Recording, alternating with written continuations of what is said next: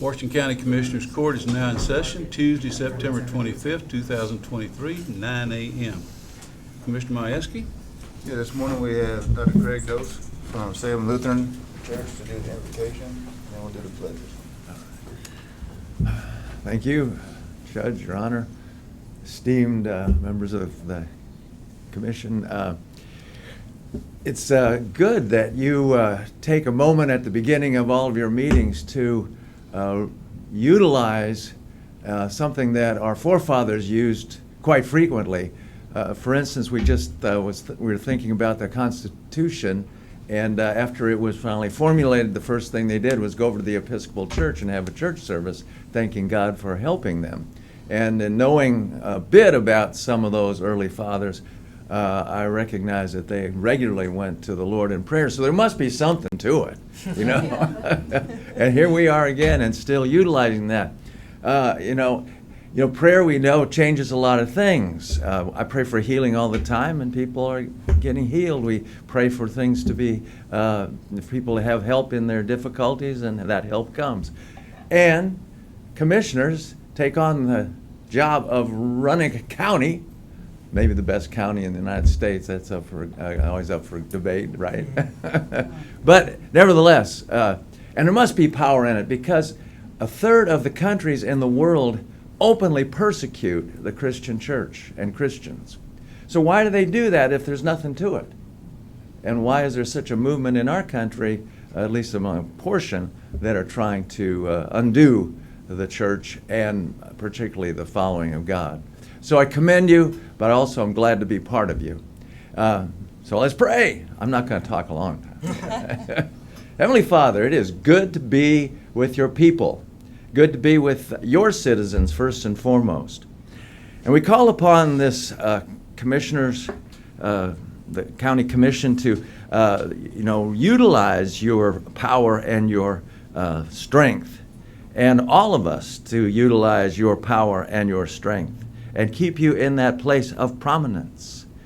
You know, if we go down through history, even whole societies were changed when the gospel came to the leadership of those communities and those places. So here we are, following that long line of the faithful, calling upon you to bless us. And when we say bless, and that's not a nice wish, we say empower us with grace and with mercy and hope and wisdom and the strength that we need to do a fantastic job, always seeking excellence in all that we do. Bless this court and bless all here. In Jesus' name, amen. Amen. Our pledges. Pledge allegiance to the flag of the United States of America and to the republic for which it stands, one nation, under God, indivisible, with liberty and justice for all. The Texas flag. Honor the Texas flag. I pledge allegiance to thee, Texas, one state under God, one and indivisible.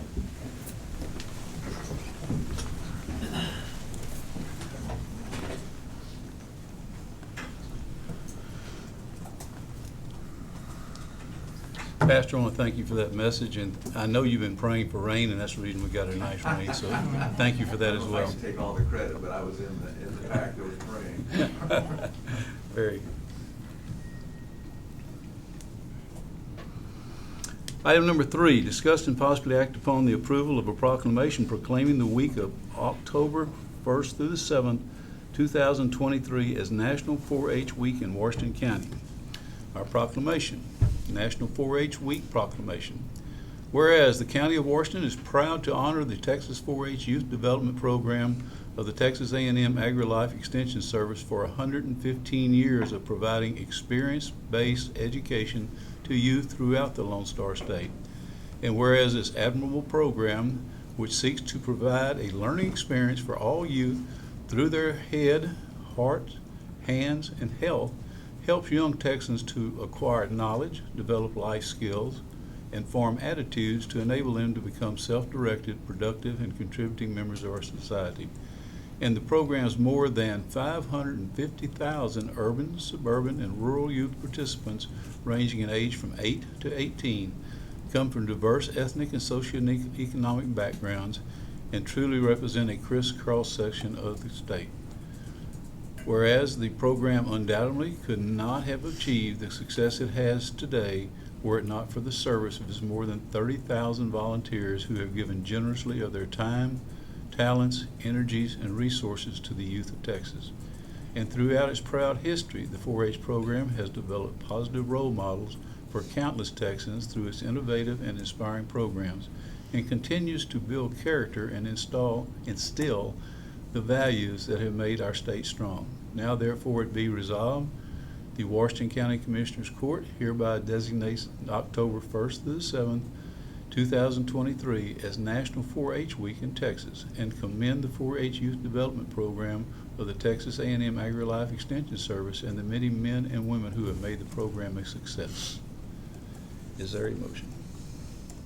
I make a motion to approve the proclamation proclaiming the week of October 1st through 7th, 2023 as National 4-H Week in Washington County. I second that motion. Motion been made and seconded. Any further discussion? Yeah, I would just like to say, anybody that was involved in the fair this week and saw, and I know the fair is just a small portion of what these kids are involved in 4-H, but anybody that was down there and saw what it takes to put on that event and all the people that volunteer, all the hard work those kids put in, and to be rewarded by the buyers. Special thanks to all those people that came out. Hard work does pay off, and you know, as much work as those kids put in, I'll tell you, anybody that's an employer, you can forget about those job fairs. Go down there and watch a show and watch those kids take care of their animals and what it means to them. And you can find some hard-working kids down there. And to all the committee members that volunteer their time for the kids, it was a really impressive event.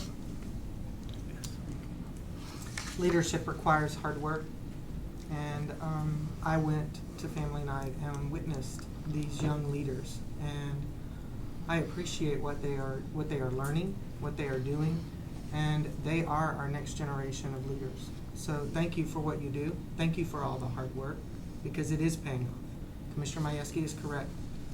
This still is a community and a country where hard work is recognized. So continue the great job. Yeah, I just want to say I congratulate all the young men and women and that young kids and people that did well in that fair, and I could see all the hard work. I've been there and helped with that too over the years, and I'm really proud of the kids we got. Thank you for doing such a great job. As the commissioners stated, this is a very important program to our community, one that this Commissioners Court is very invested in supporting. It does build character, and we see that every month, every year with you all, and you are the future, and we are proud of you. So keep it up, keep doing what you're doing, because as Commissioner Hannah said, this hard work is going to pay off. Absolutely. Is there anyone from the group that wants to speak? Pearl? First and foremost, I'd like to thank you, Commissioners, for your continued support of Washington County 4-H. We've brought along the 2023-2024 council members for Washington County 4-H, and now I'll invite Mrs. Mackenzie Tiemann up here to introduce our council members. Thank y'all. I'm Mackenzie Tiemann, the president of County Council. I've been in 4-H for 8 years. I'm a member of the Burton 4-H Club, and my main project is beef. We currently have 440 members enrolled in 4-H, as well as 41 volunteers and 10 active clubs. At this time, I'm going to continue to announce our county officers. First, we have the Vice President, Madison Moran. Good morning, Commissioners. My name is Madison Moran. This is my 10th and final year in 4-H. My main project is food and nutrition, and I do many other active things throughout the 4-H program, and I'm a member of the Zionsville 4-H Club. We have our second Vice President, Dalton Winkleman. Hello, I'm Dalton Winkleman. This is my 10th and final year of 4-H. My main project is poultry and beef, and my club is Salem 4-H. The third Vice President, Haley Rudloff. Hello, my name is Haley Rudloff, and I'm in my 7th year of 4-H, and my 4-H club is Burton 4-H, and my main project is livestock judging.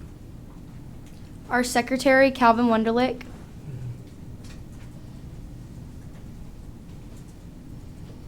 Hi, I'm Kevin Wonderlick. This is my 8th year in 4-H. My main project is beef cattle, and I'm part of the Zionsville 4-H Club. Our treasurer, Logan Mason. Hi, my name is Logan Mason. My main project is beef, and it's my 9th year of 4-H, and I attend Zionsville 4-H. Our reporter, Corbin Yonner, who is not able to make it, this is his 9th year in 4-H. He's a member of the Prairie Hill 4-H Club, and his main project is ag mechanics. Next, our parliamentarian, Matthew Phillips.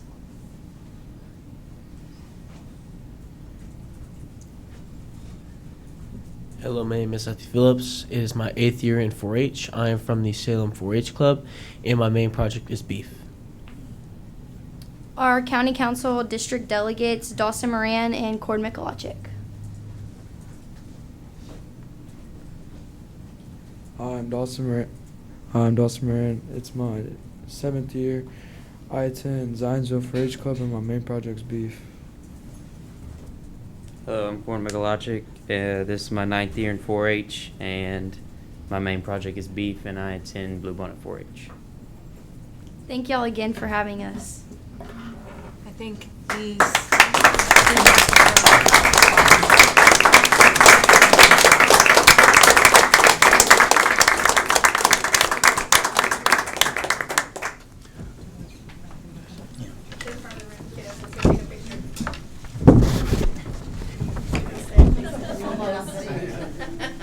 Mr. Winkleman.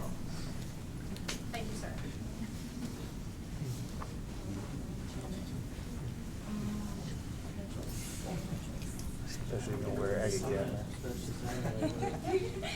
Hold on, Okay, just stagger hold it between the just a second. commissioners. Y'all just Somebody needs stagger to hold between this the commissioners. proclamation between y'all, All right. okay? Can y'all hold it?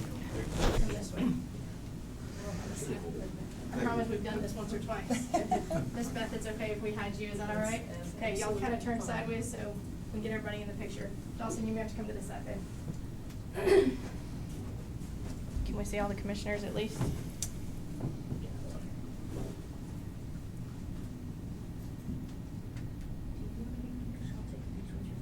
It's okay, this is her show, I just get to participate. 1, 2, 3, and 1, 2, 3.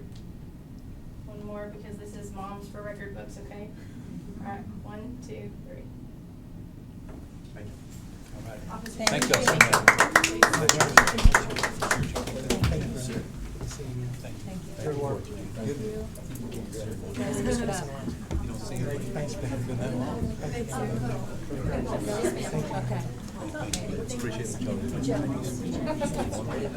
I don't know about that, we tried. Thank you.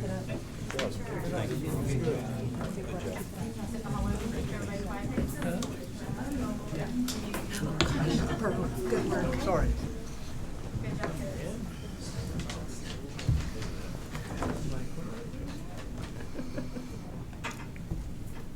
It's going to be hard to top that group, I'm going to tell you. And everything else we do today, when you see those young people put forth the effort that they do, the quality and the character, it just reaffirms your faith in people. It just really does. 4-H program is a great program. So we'll try to get through this, the rest of this, but it's going to be hard to top.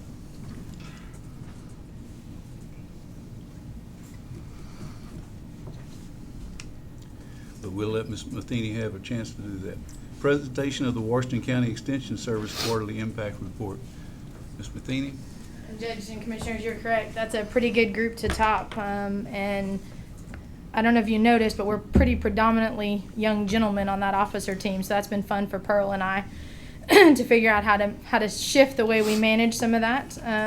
But they've been an incredible group of young adults that we've really gotten a chance to spend a lot of time with. You'll see in some of the reports coming up, we've spent a ton of time with them over the summer. Pearl's going to cover some of that. You guys have a copy of our report. I think what I'll do is hit some highlights on the ag side, but then one of the things I want to focus on, since we're talking about 4-H, is the value of volunteers. Commissioner Majewski hit on it a little bit with the county fair. While that is a component of our 4-H program, it is not our total 4-H program, but the volunteers that commit to doing things like the Washington County Fair are also the volunteers that commit to cultivating and pouring into the youth that we have in this community because they believe in the program. I gave Pearl some statistics when we posted the JLA sale. Pretty sure 4-H had upwards of 82% of the champions. So pretty strong showing for Washington County 4-H. And guys, I'll remind you, that is your 4-H program, because without the support of the Commissioners Court, that we wouldn't be able to help support that program. You guys give us the opportunity and the ability to be here and to be able to support that program. Because again, we're not mandated by any stretch of the imagination, and we're only partially funded.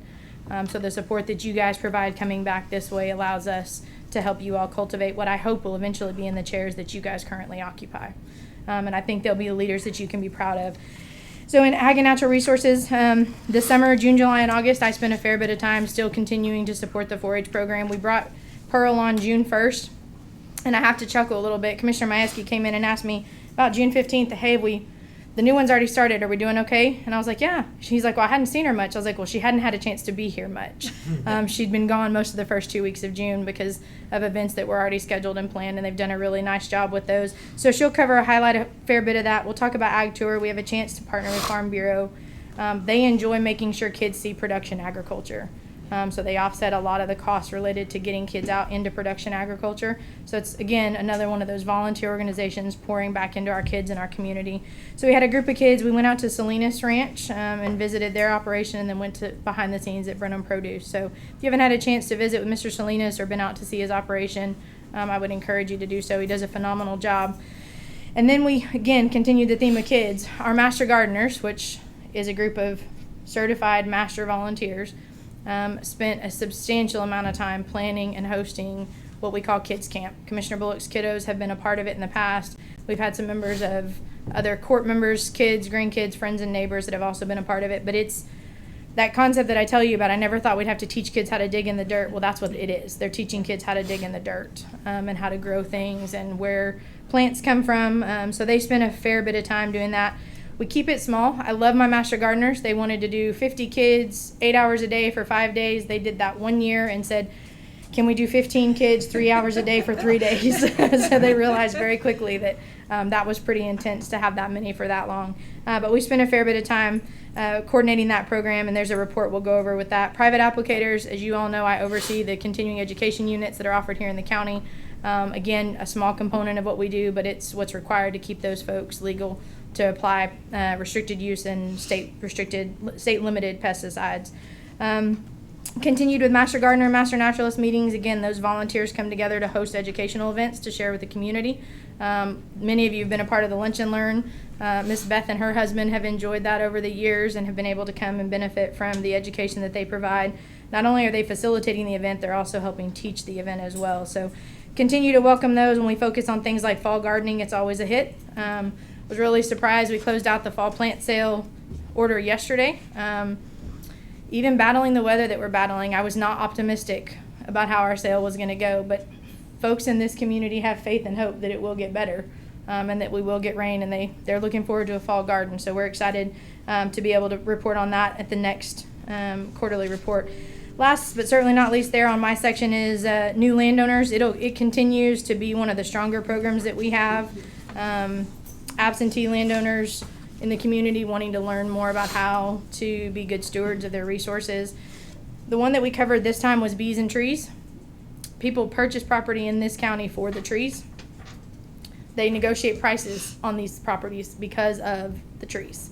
It's incredible to me what trees mean to Texans, especially in this part of the world. They're pretty valuable. So we cover bees and trees, general health and maintenance, and then of course as an ag valuation, one of the first things they do when they come here, they want to buy a tractor, dig a pond, and get an ag valuation. So we talked to them about using bees as an opportunity to do that.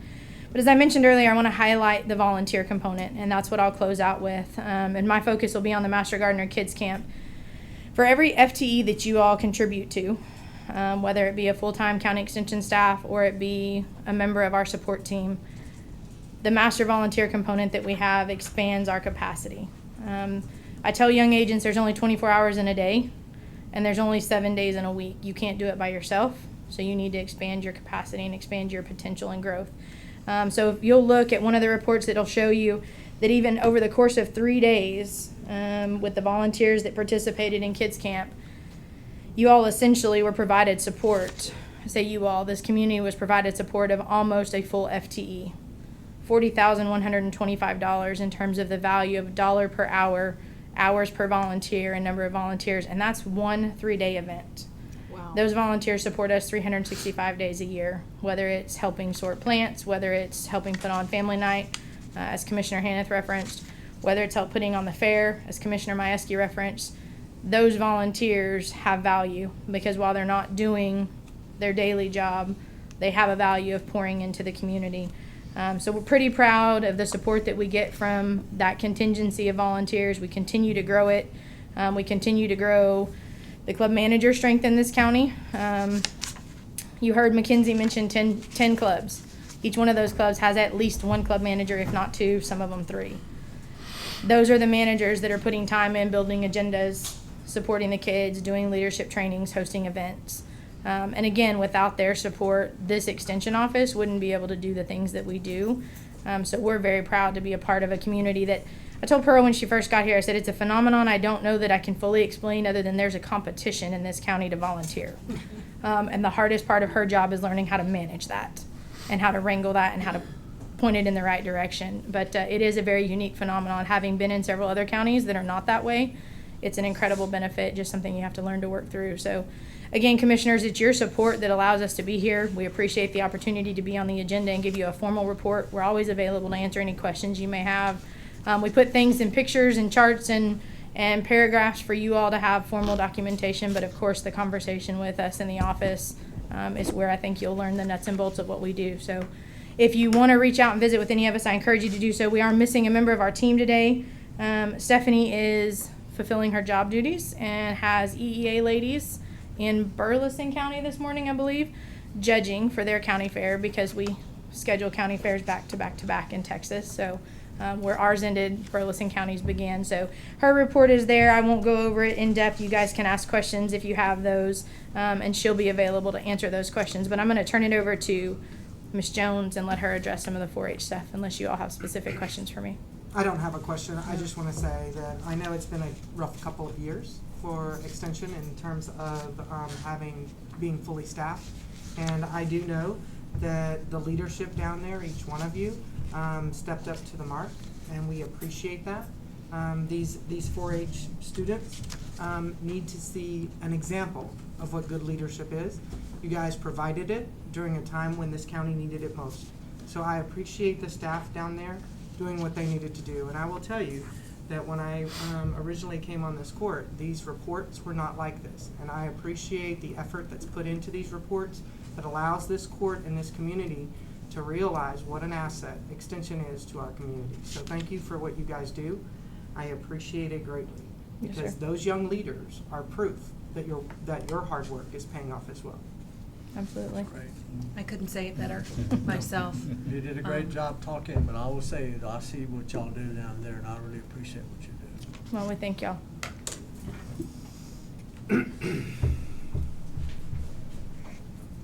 Good morning. Good morning. When I was approved to start on June 1 in May, Commissioner Bullock told me to put my running shoes on. And I kind of laughed on my 10-hour drive home.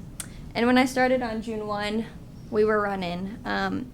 Day 2 on the job, we took 65 campers, 11 adult and 8 youth, to Luther Hill Retreat Center in LaGrange for the annual county camp. The kids had a wonderful day swimming.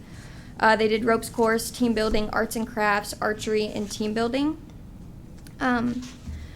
15 members were qualified for Texas 4-H Roundup in College Station. They competed in contests such as consumer decision making, educational presentation, food show, food challenge, horse judging, horse quiz bowl, hippology, livestock quiz bowl, photography judging, and wool judging.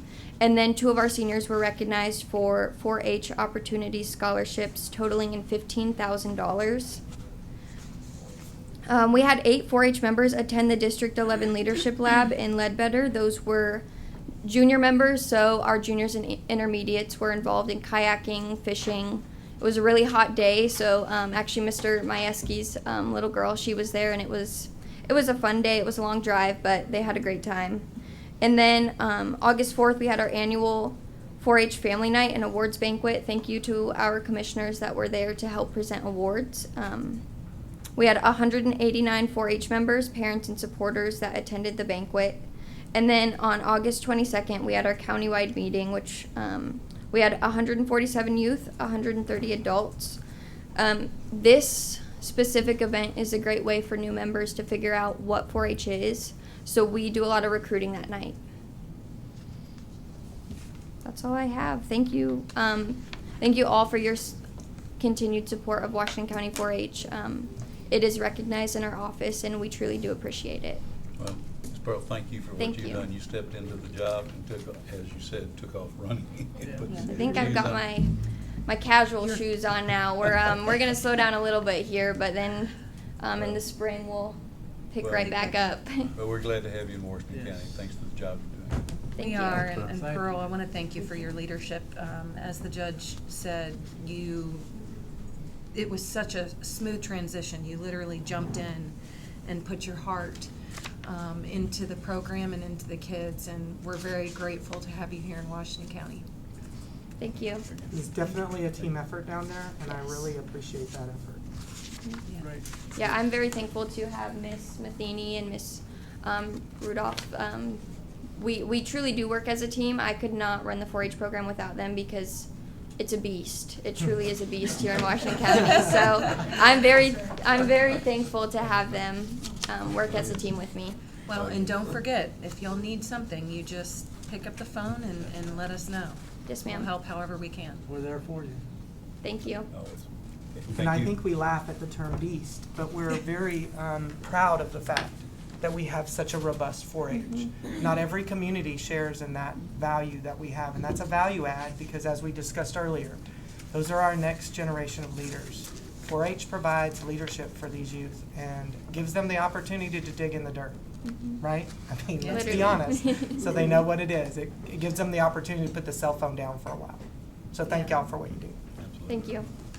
Not to mention, and hamburgers don't just Yeah.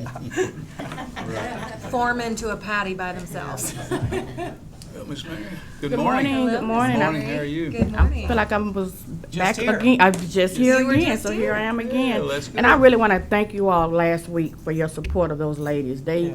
really were deserving of those certifications Absolutely. and those awards. But anyway, summer months around the extension office is pretty busy, whether it's 4-H, ag, FCH, very busy months. And then when I look at these reports during this time of the season, June just seems to roll around very quick when I do the safety day at the Boys and Girls Club. I'm not gonna call all the names because I always seem to get in trouble with the sheriff department and the constable's department when I don't get their names right. But they are a great help every year and I really appreciate that. That particular program that I do every year in June, that draws anywhere between 300 to 500 parents, kids, volunteers. And every year it has gotten better and better where I have to do less and less, meaning they already know. Like they already know next year, June, that it's rolling around. So all I have to do is send out a mass email. Everybody comes on board, everybody agrees, because everybody comes there and they love what they do with the youth at the Boys and Girls Club. That is my heart, that is my passion, working with the Boys and Girls Club and with youth, as well as with my adults. And what makes me feel good about any of these programs that I do is the fact that they may seem repetitive every quarter or whatever, but I love the fact that people call me and they want the services over and over again. I feel like, and I'm gonna pat myself on the back, I feel like if I wasn't doing the job that I was supposed to be doing, I would not get called back. So people do call me back and I really, really enjoy everything that I do over there. Not only in June with the Boys and Girls Club with Safety Day, they had a pop-up day which was in collaboration with the city of Brenham. That was fun. It was hot outside, but it was fun to see the kids come around to each booth and have had an activity for them to do. July was a pretty busy month. Again, I work with Bell Towers. Not only do I work with youth, but I work with the elderly as well. And Bell Towers called me in for the month of July to do 3 different programs with them.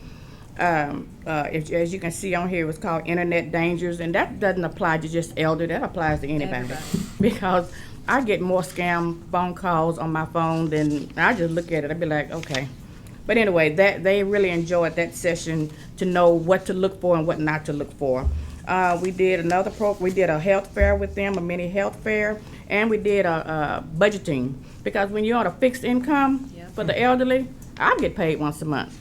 Yeah. So you really have to learn to budget your money. So I did those 3 programs with them in July.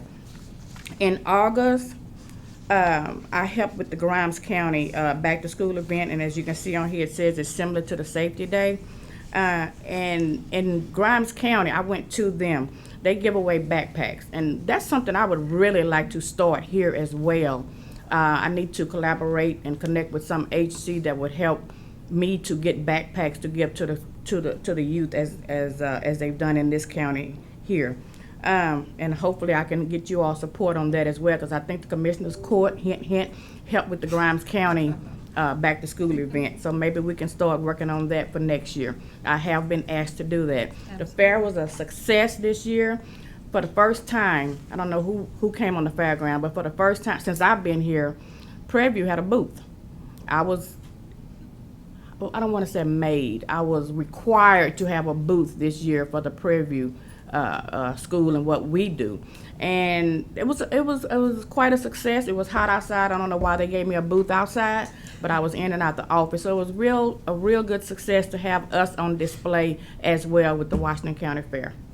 And that's all I have. These are not only the programs that I do, but these are the ones I focused on for June, July, and August.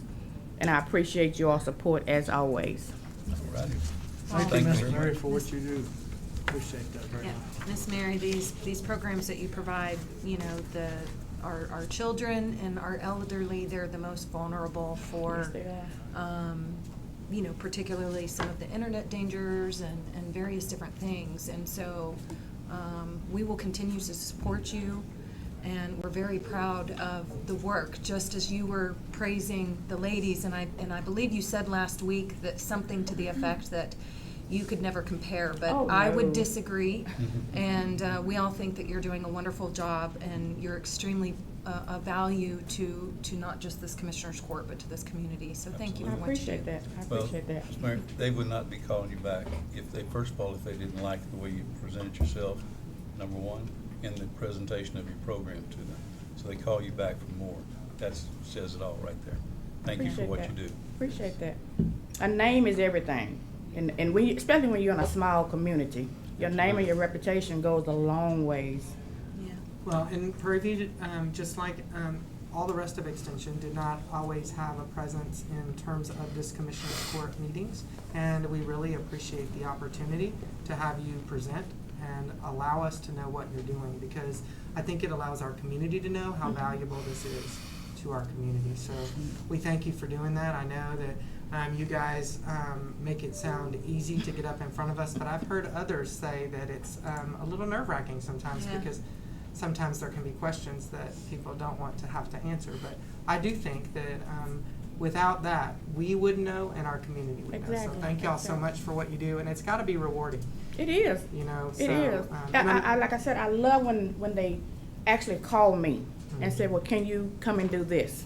That makes me feel like I'm doing something right. Yeah. Absolutely, you are. Well, thank you so much. Thank you. Thank you.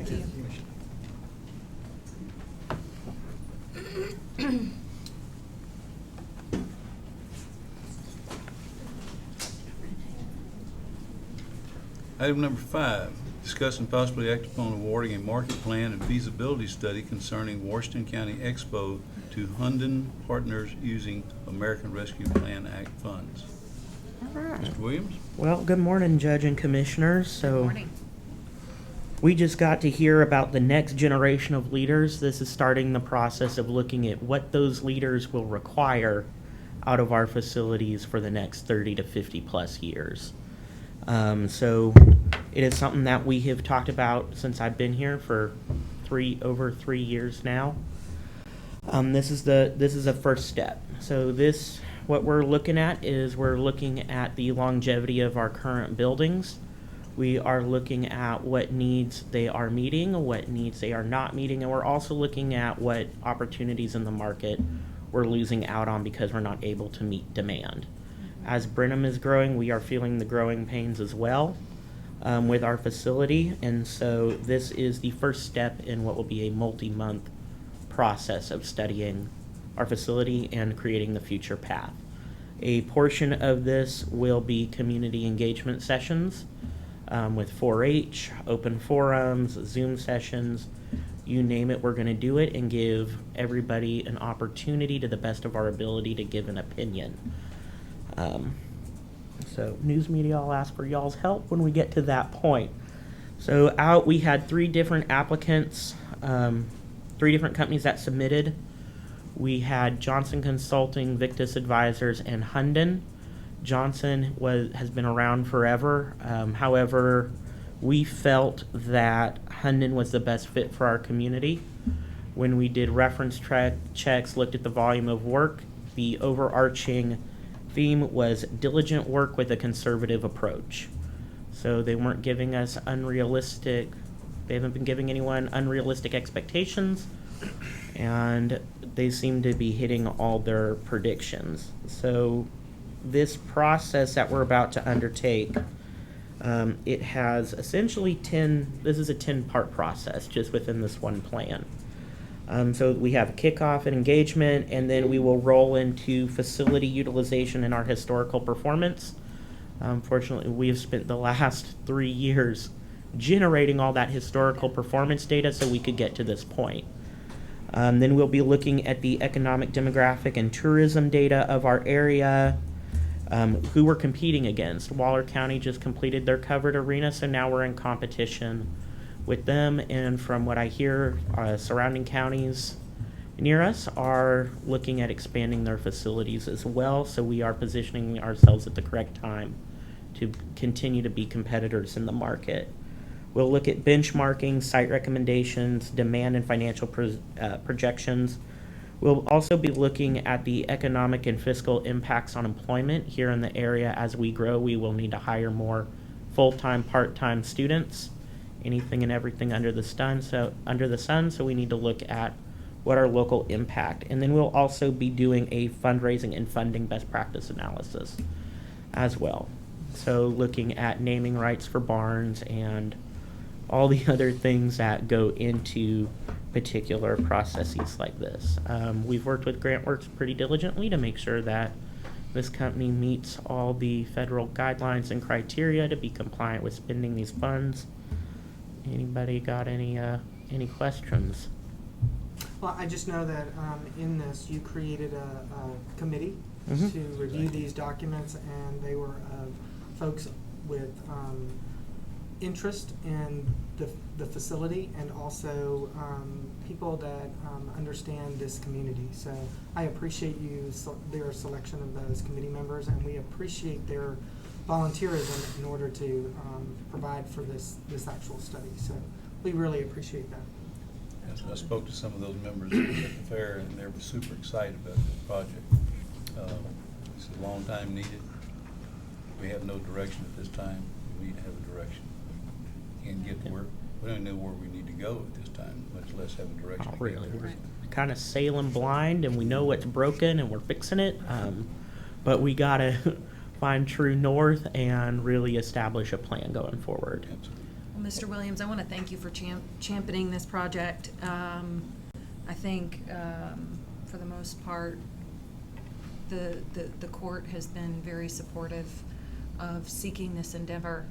And I also want to thank you for all of the data that you have collected, because I think the reason why we realized and understood why this was so important was because a lot of the data that you provided, and we knew that we needed to do a much deeper dive into that. So again, I want to thank you, and I also want to thank you for a very successful fair event, because as the expo director, it's a thankless job, I'm sure, and we know that you put your heart and soul into not just the fair and these events, but all of the other events that supports 4-H and every other community partner that holds events at the 430 expo. plus a year. Yeah. That we do. So, Yeah, and you'll get plenty of ideals from the community, because I got a whole Yeah. list of them over the past few days of what we need down there. But Send thank them you over. to you and your guys, because y'all did a great job. I know it wasn't easy. You know, we had a lot of issues that you guys were on top of and handling And everybody down there spoke highly of your team and everything. For every time they call, you guys were there to get things rolling and keep them going in the right direction. They really do all the hard work. I just sign the checks. Yeah. And TJ and his group too, thank you. Yes. They did a heck of a job. There's a lot going on, and everybody needed it right away, and those guys were there to answer the call. And like I said, I have a list, so. I look forward to hearing He's your gonna pass list. that along. Well, and look, we had a air condition issue and a fiber issue this time, and We those did. two things are very vital to the fair's operation, so And we I appreciate will, that. I will say we could not have gotten our fiber issue fixed without the city of Brenham being a solid partner and yes, team. absolutely. Amen. Considering it, the company that had snagged our fiber line ripped it straight out of the box. So we were doing fiber splices at 1 a.m. to get it all back up and going. Yeah, we want to say thank you to the city of So, Brenham. Absolutely. thank you. And Great job those fixing employees, it. that's just phenomenal that they were able to do that. It's rare that you get to work in a community where different governmental agencies will come in together no matter the time of night to pitch in to get everything back up and going. Well, and I heard Mr. Shepherd was there too. He was there as well, holding down the fort. Yeah, So it's we'll quite- have to make sure to thank that him was, as well. Harrison, I That was- appreciate you looking in for a plan to make that fairgrounds better. I think we need that. I think we're behind some of them already, and we need to catch up. Well, So, our biggest supporters and our biggest critics is our community, and we are just I get the awesome responsibility and job to just kind of shepherd us along and take everybody's thoughts, feelings, and opinions and put them into a cohesive plan to the best of my ability. I'm excited for it. Well, you knew that coming in, correct? I believe that was told to you Yeah, I from had a the general start. idea. I don't think there were any words minced. I believe you were told that from the start. Fervent support. I don't mince them. No, you didn't. I make a motion in awarding the market plan and feasibility study concerning Washington County Expo to Hunden Partners using the American Rescue Plan Act funds. I'll second. Motion's been made and seconded. Any further discussion? All in favor signify by saying aye. Aye. All opposed? Motion carried. Thank you, Mr. Williams. Item number 6, discuss and possibly act upon the approval to use Texas Law Enforcement Officer Standards and Education Texas Controller Education Funds and the Texas Asset Forfeiture Fund to purchase duty and criminal investigative holsters for the newly ordered handguns. Yes, sir, Judge, Commissioners, the two funds we're wanting to use is the training funds, which is provided to the comptroller's office through court cost, and they divvy it up to all the law enforcement agencies throughout the state, and also the asset forfeiture funds where we seize drug money, assets, things like that, that's divided between us and the district attorney's office. The first one would be the Leos funds. We're looking for $8,609 roughly for the holsters. Our committee decided on the holster they wanted, which is a good holster from Alien Gear. And then the asset forfeiture fund we want to go ahead, since we're going to outfit it right, is do the tack lights that fit on the weapon themselves also. Kind of following the lead of DPS and other agencies that are outfitting their officers with a light on the gun now too. And So you the always have it amount with of the you. forfeiture funds? Yes, sir. Asset forfeiture funds on that That's one. $5,175. Yes, sir, $175.99 roughly. For those two funds, let's say that does not impact, just like the weapons, there's no local tax dollars or anything spent on any of the weapons at the Washington County Sheriff's Office. We provided those weapons each year, not each year, but when we needed them through donated funds or other funds, yeah. I move upon the approval to use Texas Law Enforcement Officer Standards and Education Texas Controller Education Funds and the Texas Asset Forfeiture Funds to purchase duty and criminal investigative holsters for the newly ordered handguns. I'll second. Motion's been made and seconded. Any further discussion? No, I want to thank you. I think that's a really good point that the sheriff's office and the leadership there has done their due diligence, and we thank y'all for, and I'm sure that the constituency thanks y'all as well for purchasing these and all of the weapons with non-taxpayer dollars. Yeah, we've spent donations funds, grant funds. Texas Association of Counties has been really good with their risk funds. We've just now we have one more item, and now we'll be able to furnish what we call breacher kits to our patrol sergeants for active shooters or anything else. Like anything else in the world right now, everything is slow. You order it in March, Right. you may get it next March. But we've been pretty lucky with some of the stuff that are now coming in that we ordered at the first of the year. We're still awaiting radios that we've talked about. We still have not got those in. Vehicles. Yeah, vehicles are, now the strike is on, so we're kind of in limbo right now about that. Sort of things, but Right. yes. Okay, we have a motion and a second. All in favor signify by saying aye. Aye. All opposed, motion carries. Item number 7, presentation of the Sheriff's Office monthly report. Pretty standard report as always, if there's any questions. And I always hate to do this to Commissioner Hand, but we're between leavings and all that, we are now back down to a complete shift down on patrol. We've lost 4 patrol deputies, we've lost 1 transport deputy, so we're working very hard to replace those right quick, so, Have you been in contact with the HR office? yes. Okay. Yeah. So, and they're working on helping you get those Yes. hired? Okay. Yeah.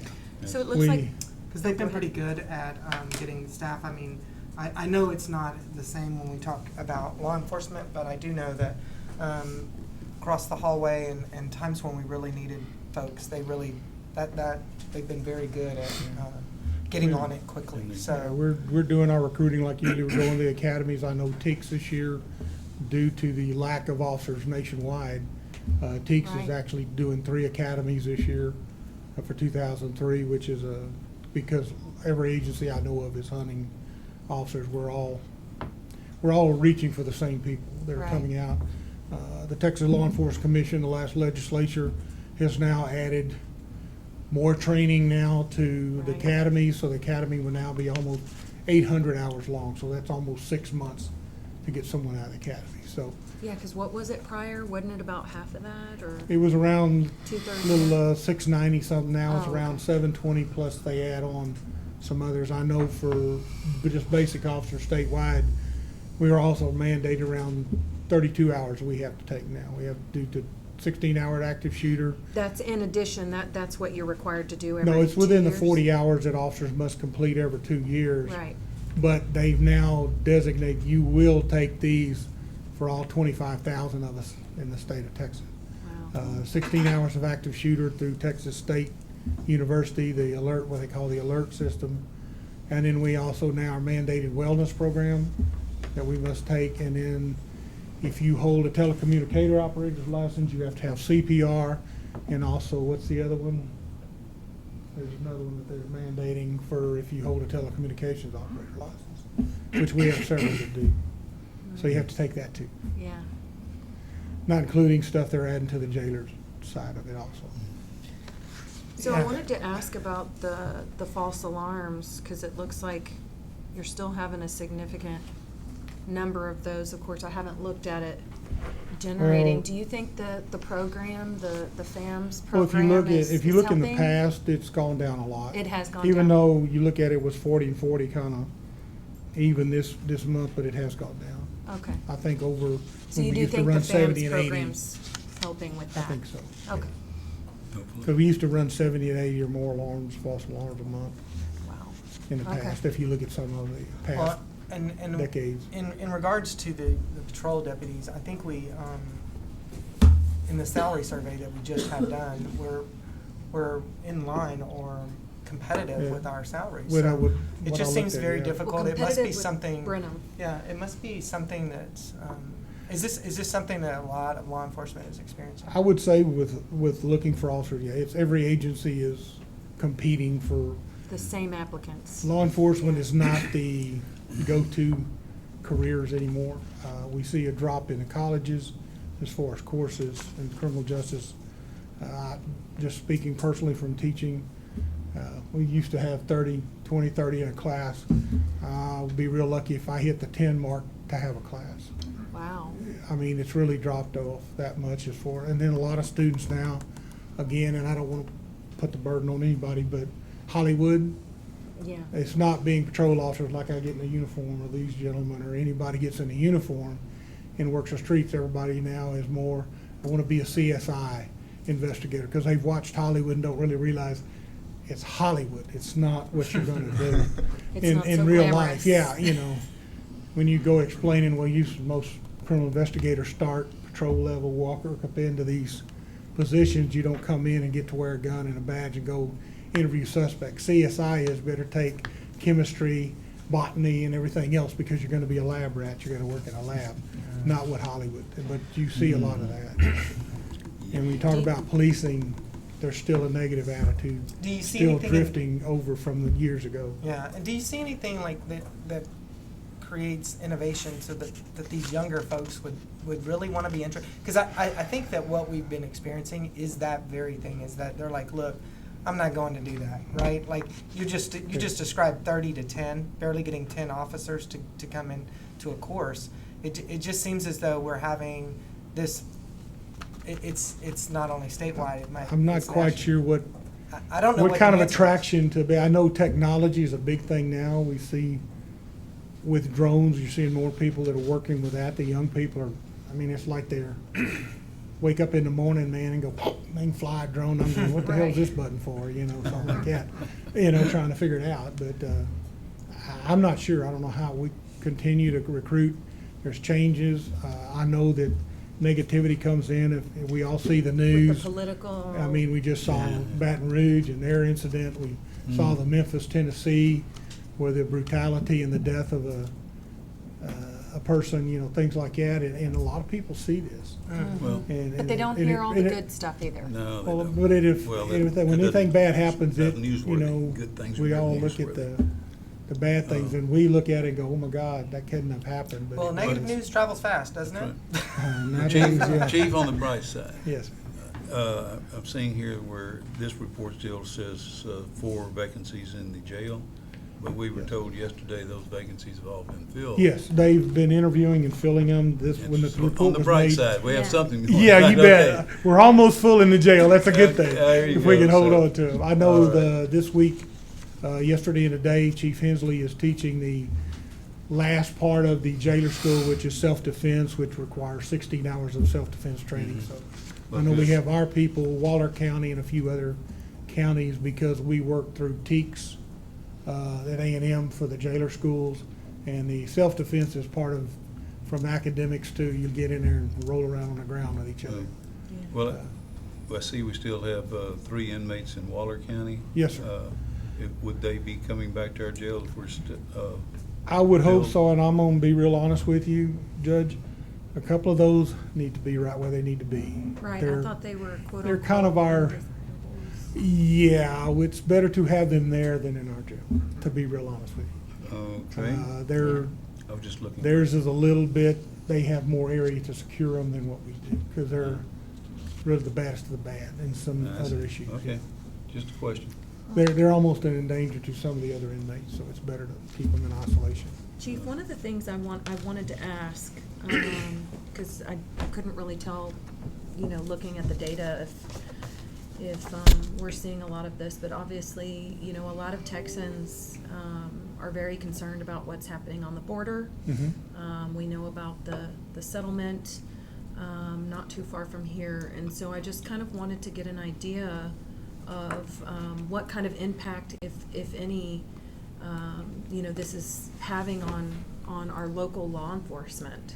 Are y'all having a lot of issues with that, or has it not quite I think a lot of reached our things we borders yet? see as far as, I don't want to say immigration, but as far as when in that context is a lot of no driver's license suspended if they have people have licenses. We're seeing a lot more of that, and that does impact us.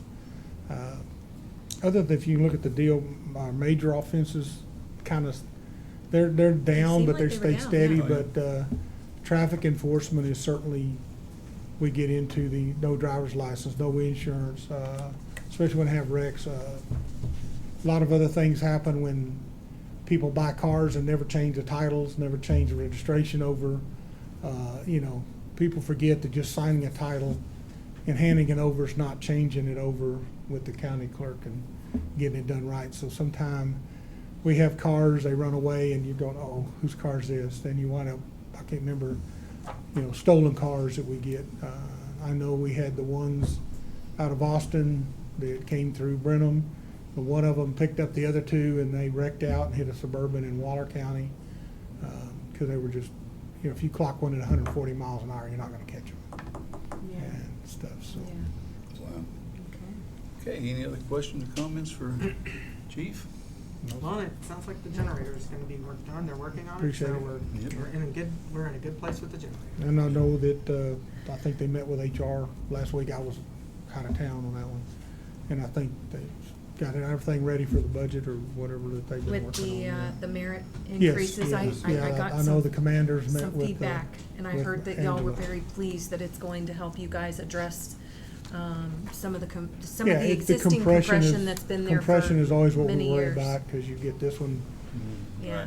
it creates strife sometime in the department, to be Well, honest with you. we're pleased. We're very pleased with Ms. Malchak and her leadership, and we hope you guys are too, and keep it up.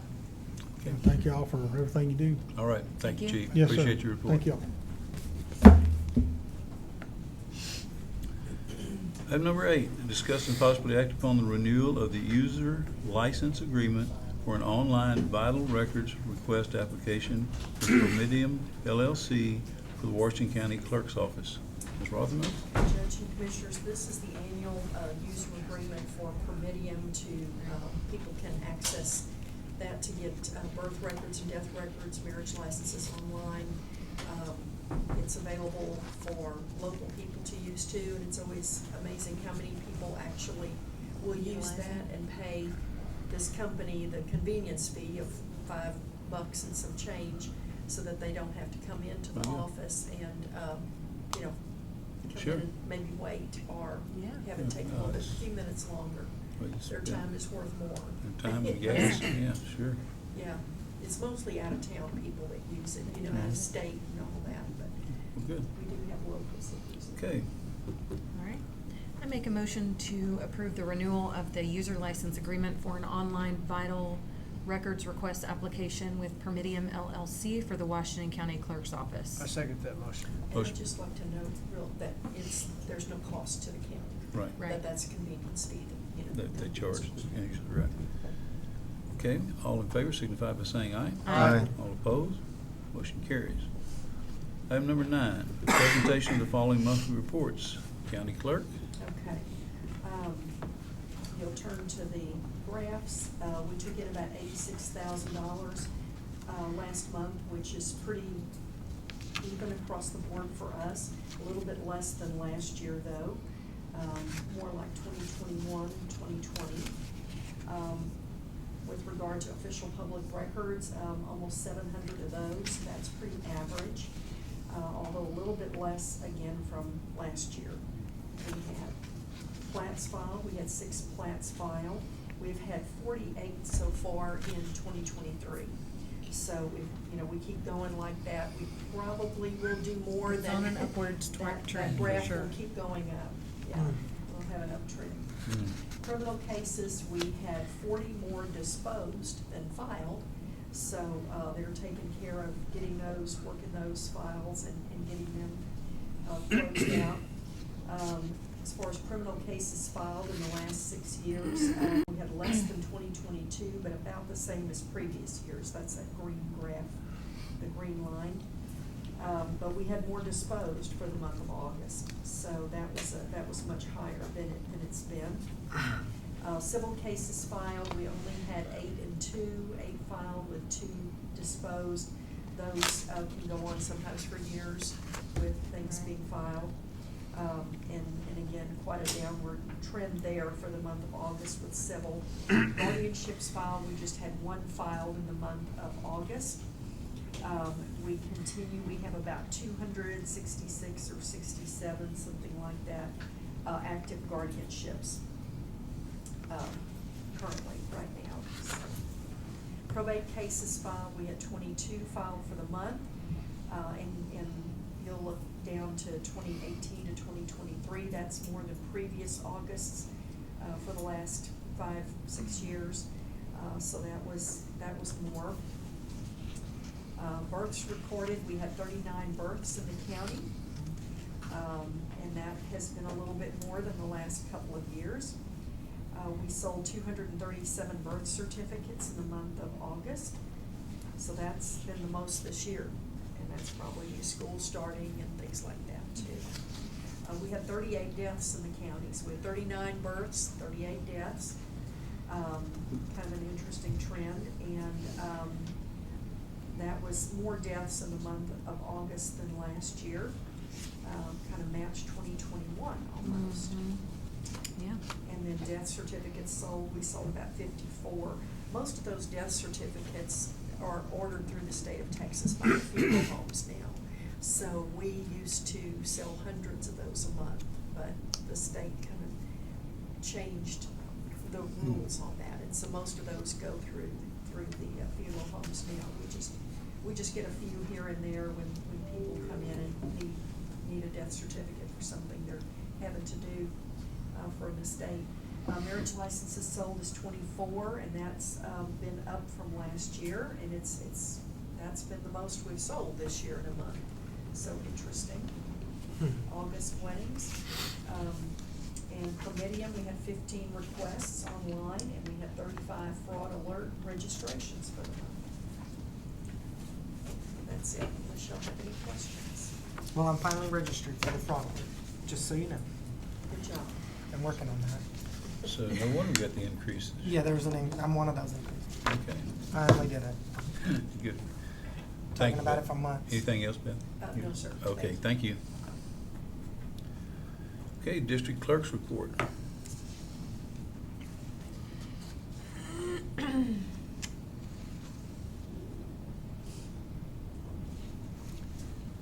Questions or comments about the district clerk's report? Nothing here. Okay, justice of the peace reports.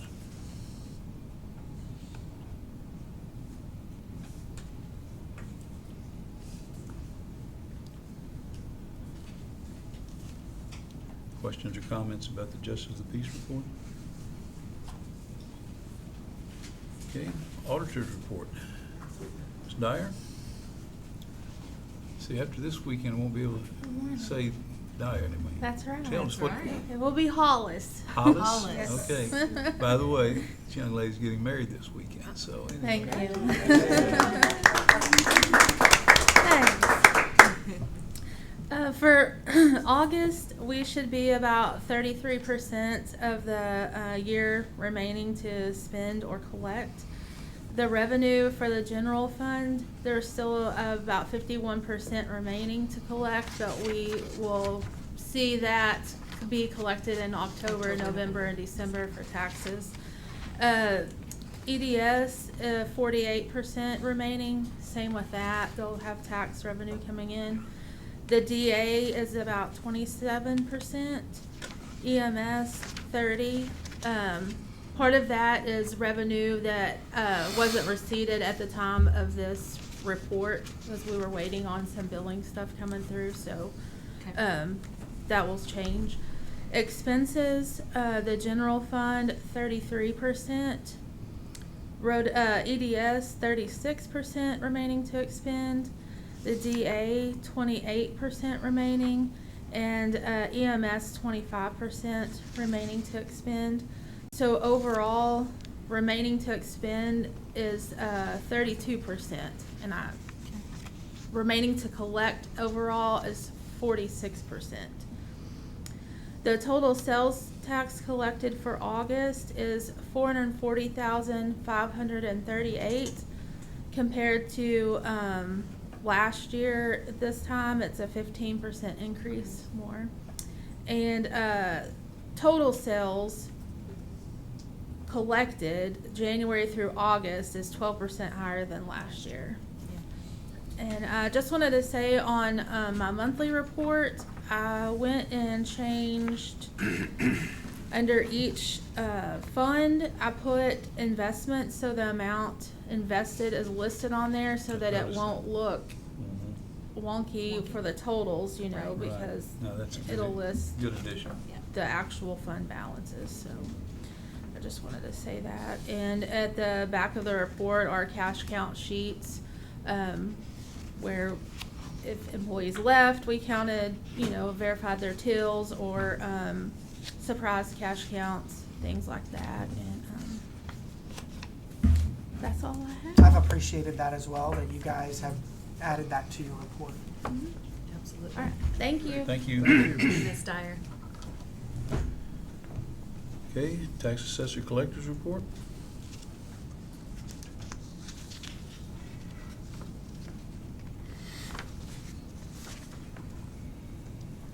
Questions or comments about that report?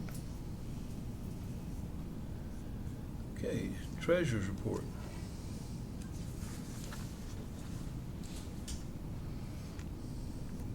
Ms. Kramer's out, but she did send me with her report. So I'll have that. I don't have any questions. Any questions or comments about the treasurer's report? I think the year-to-date interest is a number we should report to the media. It's $209,230.13. That's the interest year-to-date on the county's investments.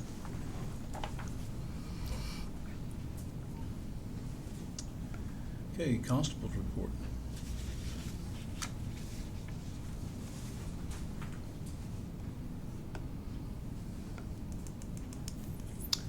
Questions or comments about the constable's report?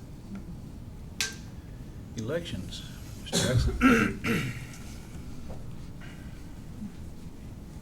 Good morning, Judge, Commissioners. You all have the elections and voter registration report in front of you, and it's for the month of August. We have to maintain our voter registration list, and so we want you to know that the voter list maintenance is important, and it promotes a more accurate list of registered voters. So we continue to update our voter registration records and documents over the counter, by mail, and through DPS, and through the TEAM system. And our TEAM is the voter registration system through which we process all of our applications and cancellations and all of that good stuff. And then after that, we have to scan everything that any documents that we have to scan it into our VISTA system for storage for each voter. If you look at the voter registration report for August, we have an increase of about 0.54% countywide registered voters. Now, at our last Commissioners Court meeting, when I gave my report, it was a commissioner that asked me about new voters. That was probably before I told him how I felt about answering questions. However, you were throwing the eyes, so I have to let it be known that was me. I stand by what I said. Okay, but anyway, we have between the last Commissioners Court meeting, I think it was 8/23 or so, through the end of August 30th, we had, I want to say it was about 55 new voters that we kept track of per commissioner precinct. That's what you asked for. Mm-hmm. Now this is not for the full month, but it's just for those couple of days. And if you look at the report, there were 14 new registered voters in Commissioner Precinct 1. There were 12 that we kept account of in Commissioner Precinct 2, and then 16 in Commissioner Precinct 3. And I guess that's probably why he wants to know, because that's the largest number. And then for Precinct 4, Commissioner Precinct 4, there were 13. Now, like I said, this is just for those couple of days, so we can, give you a picture of how many new ones per precinct actually came into Washington County. But the actual number, if you look at the statistics at the bottom, the actual number of new registered voters was 191. I mean, that's a good increase, and as I said prior, it's going to continue to increase through next year, because right now we're in the election season, and we probably won't come out until the end of 2024 because everything is constantly rolling, even though we have an election November 7th, which is the constitutional amendment election. And then we're going to have mass mail-out for voter registration. And then in 2024 will be here before you know it. And then we're already starting with the March, the primary, and then it's going to be the runoff. And so the November general. So we're basically just in the election season, and we're just going to roll with the punches until it's done. We also address confirmations. We printed and mailed 26 notices, and the confirmations are just address confirmations, just to verify where these people live, because the voter registration certificate or something came back that we mailed to them. And we had 12 of those people that actually responded. And but overall, we also, the state has, the reason this looks a little bit different, we have address changes 108. That's because our system, the voter registration team system, whenever somebody moves into our county or moves out of our county, there's that particular list that we keep have to account for also. So we don't actually, we may see it may be through DPS, or it could be just through the state. And then the canceled voters that moved, we had 74, but then also canceled voters, we had about 32 people that were deceased. So it almost falls in line with what Beth just talked about. And so, well, that's good information for us to have Yeah. as well, because that lets us know where these voters are going, how the voters are moving around. The reason I asked that question is this. When we did the census, we have to redraw the voting lines. Right. And if you remember, we removed voters from precinct 3, and it drew the numbers down. Yeah. But And 2. and we've almost come back, if not further, Yeah, than where we further. were with voters in precinct 3. definitely. The reason I keep an eye on that is because when we do a census in 10 more years, we're gonna have to change that again, it looks like, because the precincts won't be Definitely. equally proportioned, and we'll, of course, be looking at that again, and I don't know how many times we can slice precinct 3 and precinct 2 up, you know? It starts to get, you know, because it's difficult to do that. Remember how Definitely, difficult it yeah, is. it is, It's a definitely. difficult process, and when we keep changing those lines and moving those lines, we have to be very cautious of how we do it, because it has to meet a certain standard. So Exactly. that's my Try to- reasoning try for to get for them wanting those balanced. numbers. I understand. But, yeah, it's not self-preservation. Yeah. Oh, no. It's just that I think it needs to Yep. be something we consider. Ms. Charlie has a question. I have a question on your new voters. It says 191. Yes. Is that year to date? Is that year over year? No, Is it that's August? within the month, August, just for August. Okay, and Yeah. so is a 0.54% increase or a 54% increase? 0.54. 0.5. 0.54. A half a Yeah. Mhm.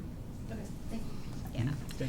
And the reason it shows that way is because just as people move in, then people move out. And the voter registration, the state, I don't know, it's just like, it balances out. I can't really explain it, but it balances out. So just as people move in, they'll have people move out. So it may not look, the numbers may not look exactly right, but they're correct. Okay? All right. Mhm. Oh, yes. Also, because we're in election season, if you look at the elections and voter registration report, you'll see that we've had to attend more webinars.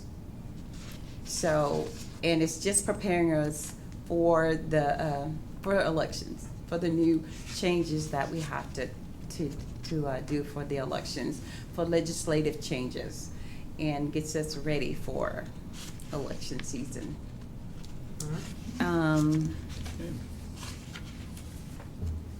I think that's all I have, unless you have some questions. Ms. Carroll.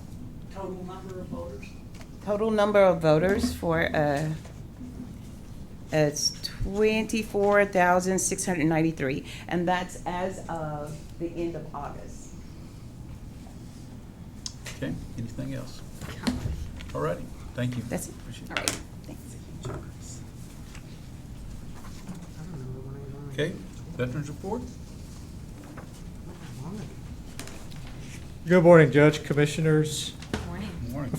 Before I dive into the report, there's a note I want to mention and echo. Earlier, there was a mention about scams and internet practices that involve scams. A couple of weeks ago, the VA put out a memo just to they put it out to veteran service officers and veteran service organizations across the nation. And they wanted to emphasize that they are seeing a rise in scams, practices involving veterans and veterans benefits. And those are, I think you'll see things like that spring up wherever money is involved. And if there's a way to siphon money away from something that was intentionally to do good, scams arise. And that's been the case with veterans benefits. And I just want to let you know that I pushed those warnings out to our local veteran constituents through our veteran service organizations and the American Legion and the VFW, just to give veterans a heads up, because it's something that I greatly despise. Don't we all? And it's a practice that involves just individuals out there misrepresenting themselves as people that can assist veterans like me. I'm a VA accredited representative. I don't charge, obviously. It's part of my duty as a VSO here in the county, but it's likewise amongst all the other county VSOs and amongst the state and federal agencies as well. Now, there are attorneys out there that do the same thing, and they can charge, and many of them are VA accredited, but some aren't, and some will take advantage of that. One of the big advertisements you may have seen lately are Camp Lejeune ads for veterans to get on a tort suit, but some of those attorneys may be accredited, some may not. But I just want to make mention of that. Well, Okay, thank you. just to kind of touch on what you said, Yeah. you know, one of the bigger, scarier things that's happening right now are these calls where they're utilizing AI, you know, and they're able to use a family member's voice or somebody. So with you being a VA accredited representative, it might be worth it to, you know, as you're communicating with the veterans, and let them know that, hey, if you do ever receive a call from me, these are certain things that I will never ask you over the phone, you know?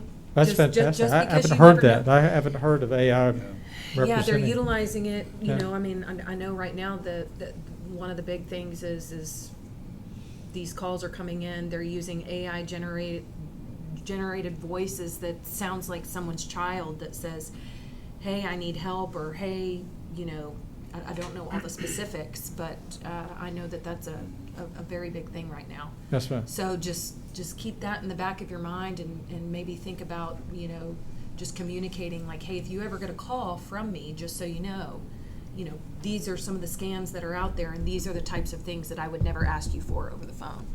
Yeah, and I think as my father, before he passed away, fell victim to one of these people, and I will tell you, they are vigilant about what they do, and we caught them, but it was too late.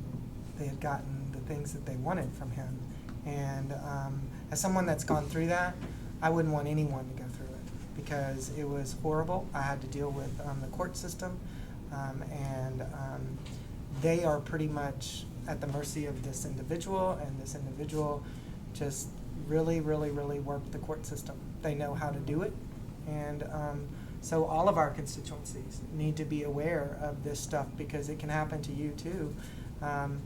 It's very easy to happen. They used my nephew as a way to get in, and he never even knew it. So Yes. it's Lots of very scams. difficult. Okay. So on with our report, we had 215 contacts last month and 61 forms completed on behalf of veterans or their dependents. You'll see how those are on average out on the year. And so far, we're at 73 and 231 Yeah, on the trends page. I'm sorry. yeah. Well, everything's definitely upward trending for you. Yes, it's been a fairly busy year. We know you stay busy. Well, it might be the fact that this part-time, full-time thing you're doing. Yes, sir. So finally, there were 3 flags folded and presented for veterans James Pettit, Johnny Craig, and Otto Fox. I'd like to comment Otto Fox, he's a family member, and he was, in the second day at Dachau prison, Mm. you know, when they, released those people. And he was fluent in German, being from this area, Yeah. and they used him quite, a lot in talking with Germans over there. Wow. And he was at Dachau the second day. He's a former ag teacher too, and Valerie Bulge, Mhm. yeah, Wow. real heroes. yeah, All of them. his obituary is very interesting. Yes. Very good. The long story. Well, Okay. as always, thank you for your leadership and for the work that you put into it. Thank you all. Thank Thank you you. for yours. Item number 10, discuss and possibly act upon the approval of accounts payable.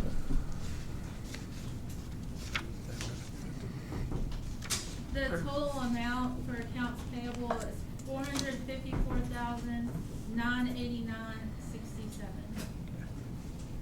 I'll move upon the approval of accounts payable. I'll second. Motion been made and seconded. Any further discussion? All in favor signify by saying aye. Aye. All opposed? Motion carries. Item number 11. I make a motion to adjourn. I'll second that motion. All in favor signify by saying aye. Aye. We are adjourned.